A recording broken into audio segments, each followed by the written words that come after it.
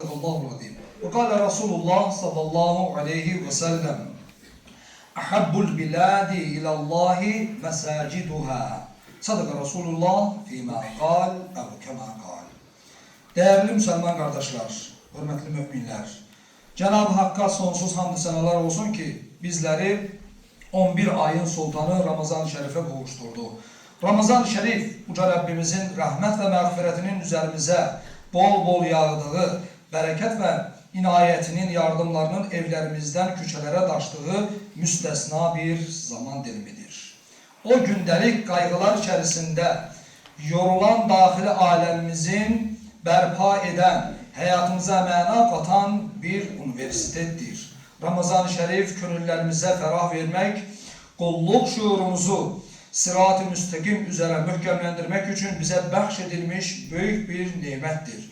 Rabbimize, ailemize ve cemiyetimize karşı mesuliyetlerimizi hatırlatan kıymetli bir hazinedir. Aziz müminler, Ramazan-ı Şerif bize birçok manevi kazanç bahşettiği kimi mescitlerle aramızdaki bağı yeniden kurmak, mühkemlendirmek ve inkişaf ettirmek için de büyük bir fırsat takdim edir. Ramazan ezanları, mukabeleleri, ilim halkaları, teravih namazları ve hayatında kurulan iftar süfreleri ile mescit merkezli bir hayatı inşa ve ihya etmemize vesile olur. Çünkü mescitler medeniyetimizin beşiği, şehirlerimizin kalbi, mescitler imanı ahlakla, ibadeti şuurla, biliği hikmetle, kulluğu mesuliyetle yoğuran müqəddəs mekanlardır. Sevgili Peygamberimiz sallallahu aleyhi ve sellem bile buyurur. Mescitler yeryüzünün Allah katındaki en sevimli mekanlarıdır, en değerli mekanlardır. Değerli kardeşler, Uca Rabbimiz Kur'an-ı Kerim'de bile buyurur. Allah'ın mescitlerini yalnız Allah'a ve ahiret gününe iman getiren, namaz kılan, zekat veren ve yalnız Allah'tan korkan, takva sahipleri kimseler abad ederler.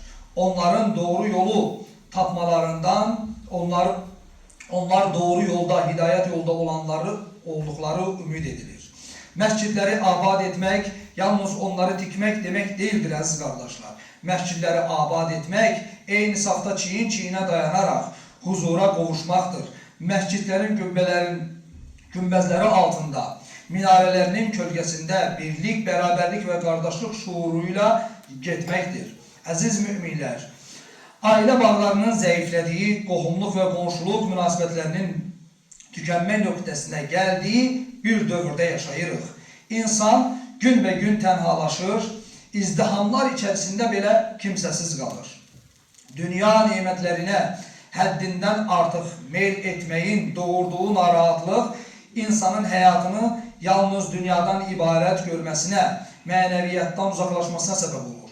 Bütün bu sıkıntıların çaresi ise mescitlerle hayat arasındaki bağı güçlendirmekten, İslam'ın ümumuş beşeri hakikatlerini ve bizi biz eden değerleri yeniden hayatımızın merkezine getirmekten geçmektedir. Aziz mümin kardeşlerim, Ramazan-ı Şerif'in huzur veren manevi ab-ı havasından daha çok faydalanabilsek, özümüze döner, kulluk şuurumuzu diri saklayabilirik.